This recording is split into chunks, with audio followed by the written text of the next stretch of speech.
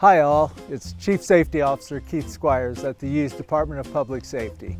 Our department is constantly looking for innovative ways to improve our safety measures so that our campus can be as safe as possible.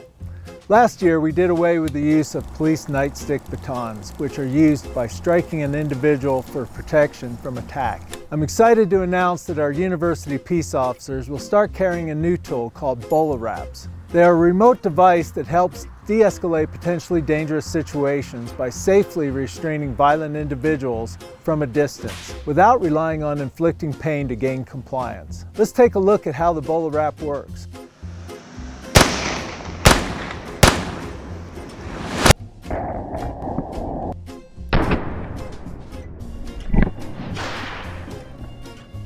At the Department of Public Safety, our goal is always to help and protect our community members from those who would harm and do it with the least amount of force as possible. The BolaWrap is another tool that helps us achieve this goal by providing a humane and effective way to safely restrain aggressive and threatening individuals.